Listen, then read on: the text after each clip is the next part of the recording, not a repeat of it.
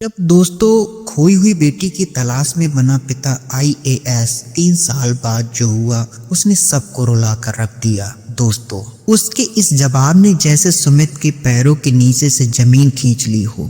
उसकी आंखें पल भर को भर आईं, लेकिन उसने खुद को रोने से रोका। उसकी प्रशासनिक पहचान, उसके आईएएस होने की हैसियत और एक पिता का खोया हुआ दिल, तीनों आपस में टकरा रहे थे। एक अफसर की तरह सोचता तो पूछताछ कर सकता था, कागज, दस्तावेज, डीएनए टेस्ट वगैरह के बारे में भी पूछ सकता था, लेकिन एक पिता की तरह वह सिर्फ उस बच्ची को गले लगाना चाहता था और बिना किसी सबूत के चीख कर कह रहा देना चाहता था, तू ही मेरी अनबी है बेटा। उसने बच्ची से पूछा, क्या तुम्हें बचपन की कोई बात याद है? कोई नाम, कोई खिलौना या कोई गाना जो सुना हो? बच्ची ने थोड़ी देर चुप रहकर कहा, जब मैं बहुत छोटी थी तब अम्मा एक लोरी गाया करती थी। ये कुछ था चंदा मामा दूर के, लेकिन बीच में कुछ एक लाइन होती थी, पापा आएंगे तो झूला लाएंगे। मैं कभी कभी सोते वक्त खुद ही गा लेती हूँ। सुमित के पूरे शरीर में एक सिरहन सी दौड़ गई। ये वही लोरी थी जो वो खुद अपनी अनबी को रोज रात को सुलाते हुए गाया करता था। चंदा मामा दूर के, पापा आएंगे तो झूला लाएंगे। वो अब खुद को रोने से नहीं रोक पाया। उसने अपने रुमाल से आंखें पोंछी और बच्ची की तरफ झुककर बोला, बेटा, अगर मैं कहूँ कि मैं तुम्हें पढ़ाई में मदद कर सकता हूँ, अगर मैं तुम्हें स्कूल भेजूं, किताबें दिलाऊं, तो क्या तुम चलोगी मेरे साथ? बच्ची ने आश्चर्य से उसकी आंखों में देखा, फिर मुस्कुराकर कहा, अगर अम्मा साथ चले तो मैं जरूर चलूंगी।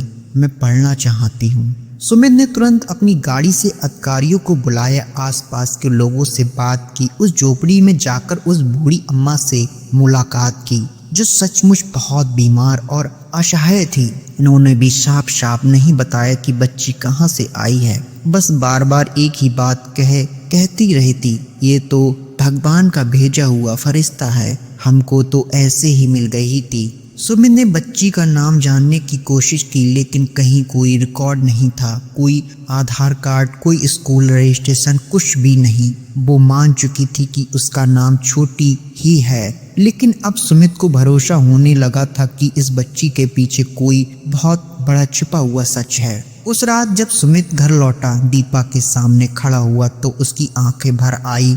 उसने दीपा को सब कुछ बताया, वो बच्ची, उसकी किताबों से मेहनत और मोहब्बत, वो लोरी और वो चेहरा जिसमें अनबी की झलक साफ थी। दीपा ने कुछ नहीं कहा, बस चुपचाप सुनती रही। फिर उसकी आंखों से भी आंसू बहने लगे।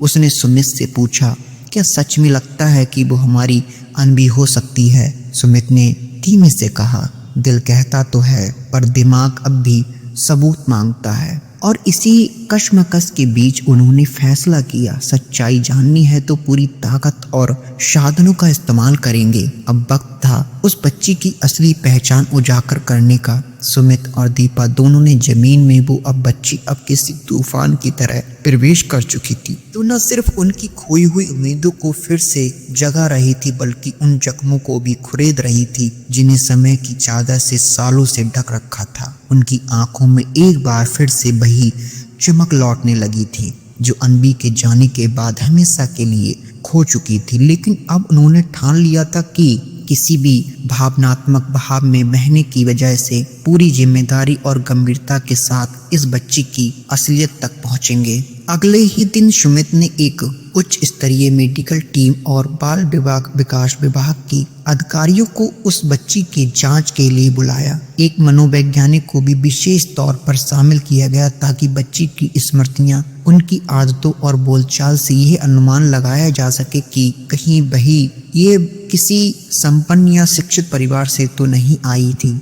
जब विशेषज्ञों ने बच्ची से बातचीत शुरू की तो उन्होंने पाया कि वह न केवल स्पष्ट बोलती थी, बल्कि उनकी सोच भी उम्र से कहीं अधिक परिपक्व थी। उसके शब्दों में आत्मसम्मान था, उसकी नजरें किसी डरी सहमी बच्ची जैसी नहीं थी, बल्कि जिज्ञासा, आत्मविश्वास से भरी हुई थी। मनोवैज्ञानिक ने बातचीत के दौरान एक पुरानी तकनीक अपनाई, बच्ची को तस्वीर दिखाकर उसके भावों को पढ़ने की कोशिश की। कुछ सामान्य चित्रों के बाद उसने अनजाने में ही एक पारिवारिक तस्वीर टेबल पर रख दी जो सुमित और दीपा की पुरानी फैमिली फोटो थी जिसमें अनवी थी। ये तस्वीर उन्होंने बरसों पहले अखबार में छपवाई थी जब अनवी गुम हुई थी। बच्ची ने तस्वीर को देखा, फिर कुछ क्षणों के लिए रुक गई। उसके चेहरे पर जैसे कोई हल्का सा झटका सा आया और उसकी आंखों फोटो के लिए एक कोने में टिक गई। वह धीरे से बोली, ये बच्ची मुझे लगता है मैंने कहीं देखी है, शायद सपना था या खुद में, नहीं पता। दोस्तों आपको क्या लगता है, क्या अब सुमित अपनी बच्ची को ढूंढ पाएगा या नहीं? क्या ये वही बच्ची है जो सुमित जिसके तलाश में है? हमें कमेंट करके जरूर बताएं। मिलते हैं दोस्तों इस वीडियो का नेक्स्ट पार्ट लेकर, जल्दी आपसे मुलाकात होगी।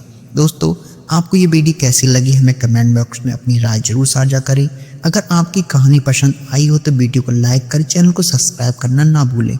आपका प्यार सपोर्ट ही मेरी सबसे बड़ी ताकत है। ऐसे ही जुड़े रहें और अपना प्यार बनाए रखें। धन्यवाद।